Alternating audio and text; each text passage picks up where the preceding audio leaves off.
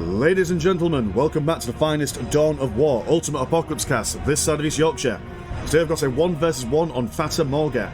Over at the Necron corner we've got Hamid, whereas over on the Eldar side we have Odourless. Odourless going to go for double Storm Guardians, a Bone Singer and a Aspect Portal, whereas the Necrons are going to go for all the Scarabs, some builder ones, some attack ones. In fact, we've even got some attack Scarabs on the way right now, going straight for the Eldar base. These dudes do pack a mean punch in close combat, although they are mainly done for biting and chewing up buildings, vehicles, and titans, if you can believe that. Also, I do believe that they've got like a self-destruction mode, so that's cool. So, straight into the action here as they go hunting down for these Bone Singers. Going to try and prevent them from building up anything and everything in the way of plasma generators and whatnot.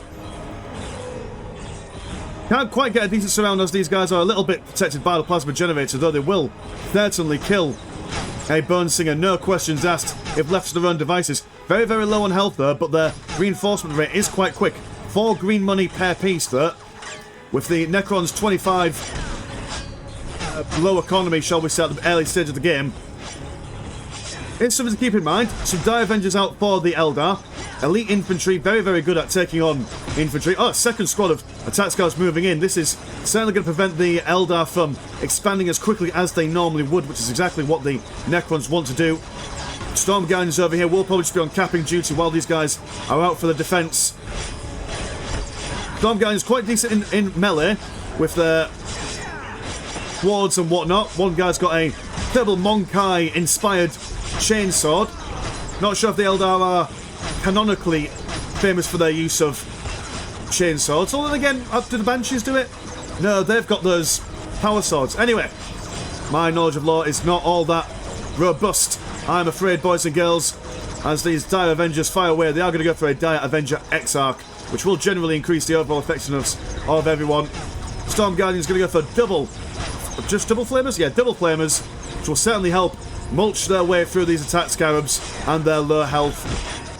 Not giving up though, they are still firing away at them, trying to go up against these Bone Singers, but the Bone Singers do have the option of jumping away. And to be honest, now that these Dire Avengers are out in force with 2 squads, to quickly shoot down each of these Necron attack scarabs, the numbers falling down to very low numbers. But like I say, those reinforcement rates are incredibly fast. But for reinforcement, it's not exactly what the Necrons want to be spending their money on at the moment. They've done their job, they have denied, or at least have slowed down the expansion of the Eldar for quite some time. I've seen a couple of explosions from these attack scarabs, doing a good number of damage against these Dire Avengers. Already half health on most of these models here. And phew, core blimey, that's quite the opening from the Necron player.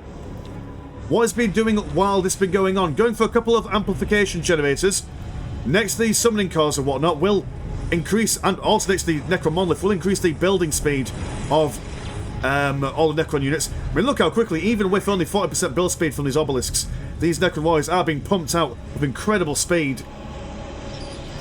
More attack scarabs moving on the way. Going to go straight past. Oh, never mind. They're going to turn their attention to these Dire Avengers as they move forward, looking like they're going to have a bit of a sniff around these obelisks.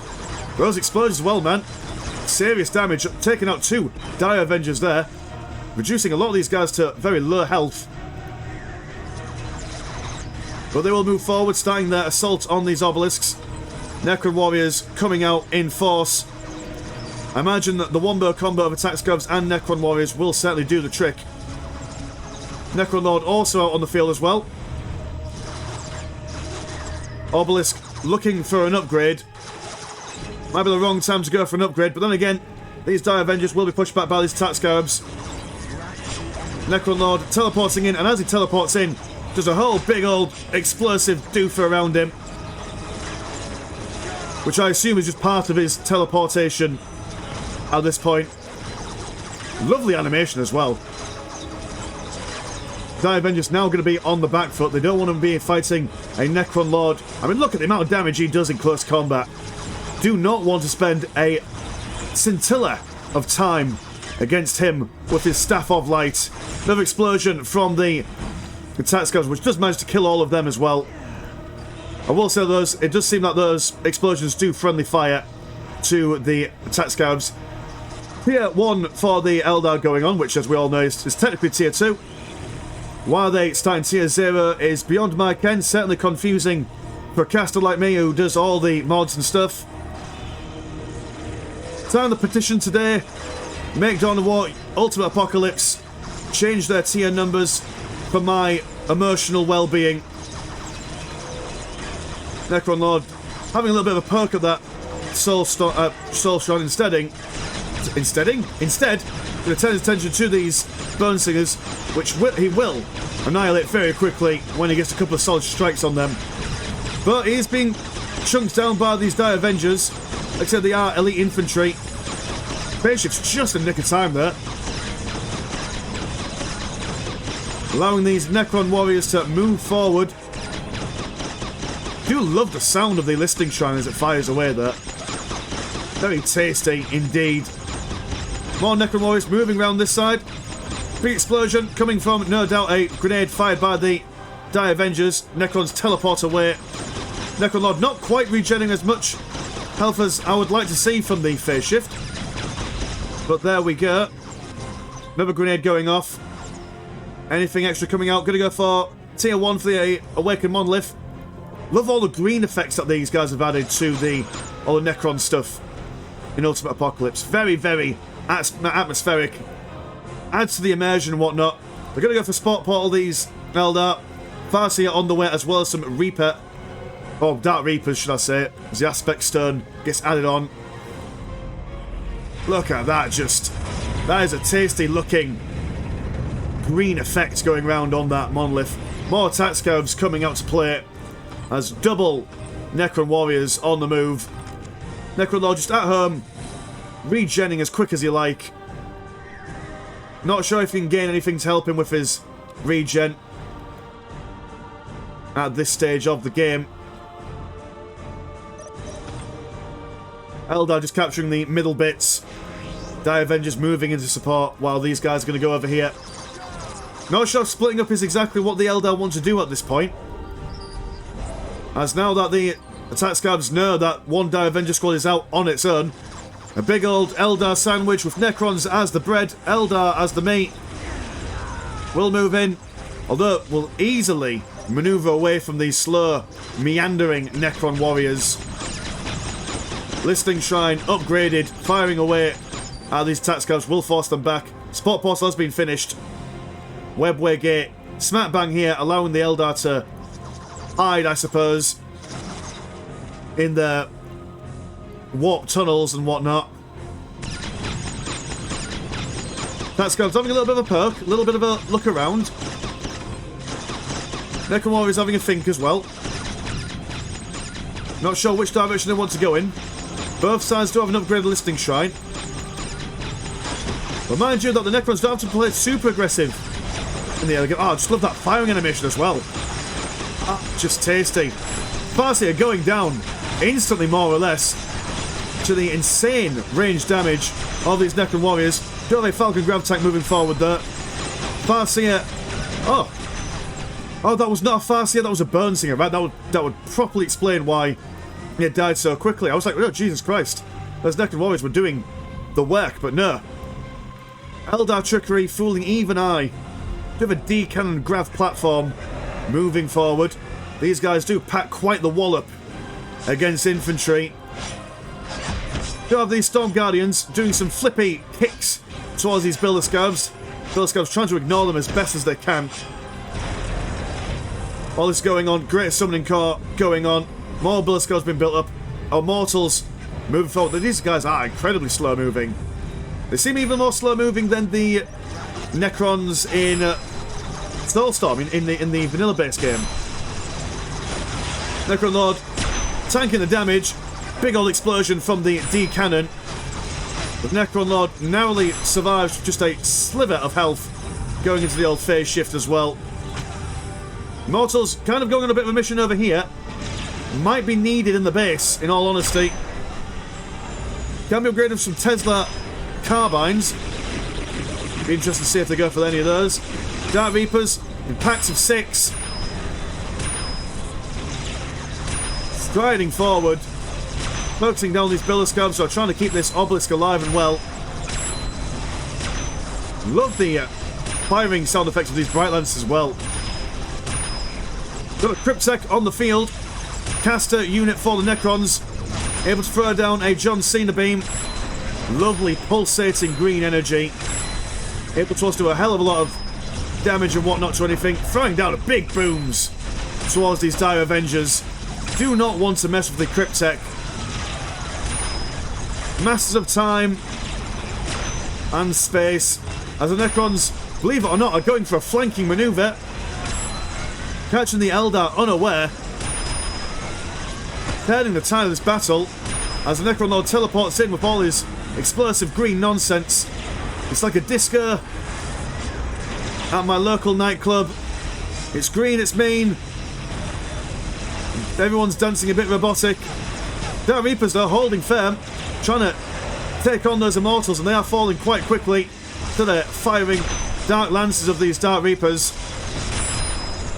Falcon Grav Tanks moving forward. Bright Lances piercing that Necrodermis of these warriors. Necron Lord, just narrowly. Once again, I love this. Plus, phase shift ability. Destroyers moving forward. Warp, or Webway, should I say, been popped down here, allowing the Eldar to reinforce their units quite quickly from the home base, should they choose. Destroyer being destroyed by the Falcon Grav Tanks and the D Cannons. Going to slump down on the floor. Trying to rebuild itself, but there was no friends nearby, so it wasn't able to. Everyone going back home. More destroyers. Look how quickly, Jesus Christ, they're able to be pumped out. 100 green money. So we'll be able to pump out like just like good old 5 or 6 in no time flat. Cryptek charging forward. Do believe he is resistant to ranged attacks, but will go down sadly. Unsupported, unloved, unwanted by the Eldari. Necrolord going to do the same if he's not careful. Double Immortals on the field. A couple of destroyers as well. Gonna go for some more Immortals as well.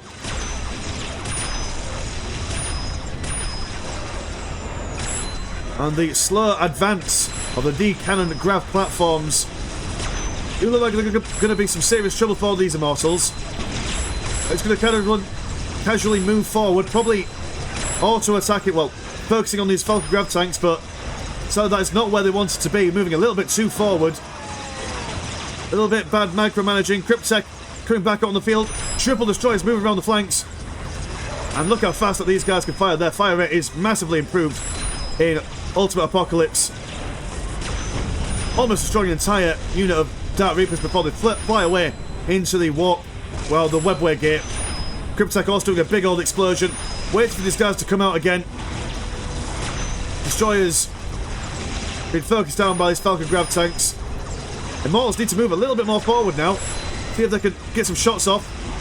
Do get some shots off, in fact. Not quite taking down this Falcon Grav Tanks. Wonderful micro from both players in this. As the Necrons have a slow march forward. The pure action. I want to talk a little bit about the strategies that each player could go for, but there's just too much action to miss out on here. Certainly the most I've talked non-stop for quite some time.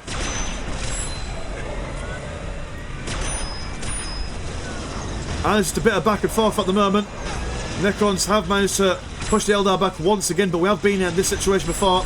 The Cannons kind of in the front lines, which were not where they want to be. Dark Reaper's been harassed and harried by all sorts of Necron nonsense. John Cena beam coming down, preventing the Dark Reapers from firing, allowing the Necrons to fire away at these E-Grav cannons. Getting 2 down, so only 1 left. Will move back and then decide to teleport back home. Farsi is still on the field. Necron Lord taking all the damage as he phase shifts away. Oh, going to go for tier 2 for the Necrons. What's going on in the Eldar base at the moment? Nothing too exciting. Going to go for some Wraith Lords. Not sure if Wraith Lords are the way forward, in all honesty. There's lots of range stuff going on here, but then again, a Wraith Lord can quite easily catch up with these Immortals and just stab them in the head. Also been supported by triple Grav Falcon grav tanks. Well, this one only 5 health left. We'll probably benefit from bringing this back home and repairing it. 50% on 144 green money compared to the 143 and 60 of the Eldar. Lots of blue money to play with. So the Eldar aren't going anywhere anytime soon. One grav tank going down. Second one looks like it's also going to be falling down as well. Chrono Trigger, or whatever you call that ability, slowing down these Dark Reapers, allowing the Necron Lord to fire away at them a little bit, but the Necron Warriors are not catching up anytime soon. Looks like they've gone for some upgrades on these Necron Warriors. Their damage output now is 90 and 135. Insane amounts of damage against infantry coming out from these guys. Wraith Lord out of the way. Oh, the Wraith Lord has a voice now. That's cool. We'll move in with his Flamers and Bright Lances. Trying to kick these Necron Warriors in the head. Good amount of damage in close combat. There's a good amount of mortals on the field at the moment. Unless the Eldar could take on these immortals, I'm not sure if going vehicle is the way forward. We've pushed back as these Dark Reapers try and take care of this Necron Lord, which they do manage to get in the end. The Cryptek exploding everything and anything on these guys. Didn't seem to do all that much damage, but looks impressive all the same. Psychron Psychic action.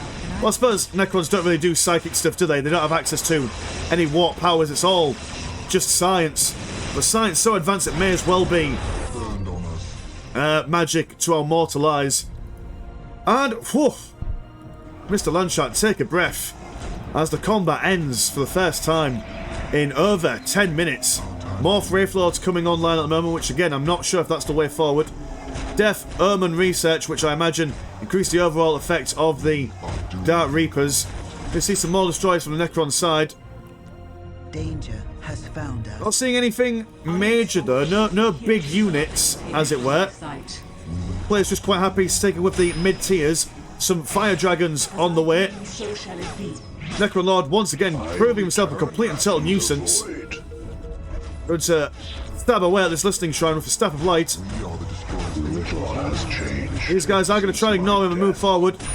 Storm Guardians over here being shot down by these impressive Necron Warriors as they pull apart atom by atom everything that their Gorse Flayers fire at. Fire Dragons also good against infantry apparently. So we'll see what they could do against the slow tide of the Necron forces. Necron Lord being forgotten about, taking down Listening Shrine. Quite impressive range for these Dark Reapers as well, actually. We'll teleport away, but we'll go over here and now start firing away, well, slapping around these plasma generators. Eldar can't really split the force at the moment. There is a lot of Necron Warriors to take stutter step, StarCraft 2 style, on their way towards the Listening Shrines. Do have a, oh good lord, a Annihilation Barge moving forward. A very impressive looking model. 2 big old cannons right on the front. Excellent against superstructures, vehicles and titans. Got some DJs on the front. Jamming down the tunes. A whole fleet of destroyers as well. It's just absolute carnage. Not sure what the Eldar can do at this point. Not quite been able to build up their force as much, even though they've got so much in the way of blue money to play with. Fire Dragons destroying these destroyers, but that's just too many. Too many in the way of Necrons here to handle. Although the Warriors do seem to have been taken care of, there is potential for the Eldar to come back from this if they could take care of the destroyers. Wraith Lord moving around towards this Annihilation Barrage, but it will not stand up against its long-range fire. All of the tech and economy buildings over here have been taken out.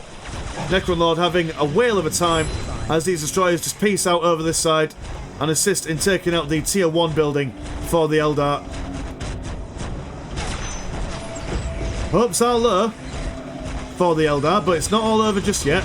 Dark Reapers still do have quite a significant amount of range damage on the go. John Cena beam coming down. Big old explosion from the Cryptek. The morale of all these Dark Reapers. Wraithlords not giving up though. Engaging in mortal combat against the Cryptek, hoping to get a fatality as this Annihilation Barrage comes into the Eldar base, hoping to finish off the last of their buildings. And to be honest, yeah, this does look like a sad time in the pipelines for the Eldar. Love the firing animations from this Annihilation Barrage. Also just a beautiful little model here. Especially those long double cannons. Beautiful stuff. Dark Reapers falling foul to all these models. The second Annihilation Barrage on the field. They've been murderizing what remains of the Eldari craft world. It's Altiok, I think, the colour scheme they went for in this game. Green and white. Corsairs on the field. Excellent against infantry. Absolute pants against the Annihilation Barrage, and it does seem that the Eldar player, Odourless, has surrendered. So bloody hell, what can I say about that match other than just pure action all the way through? If you want to support the channel, please do consider joining the Patreon. £1 a week does give you not £1 a week, sorry, £1 a month does give you one extra game a week and all that jazz. My name's been Mr. Landshark. Pleasure as always, never a chore, and I'll see you in a bit. Peace.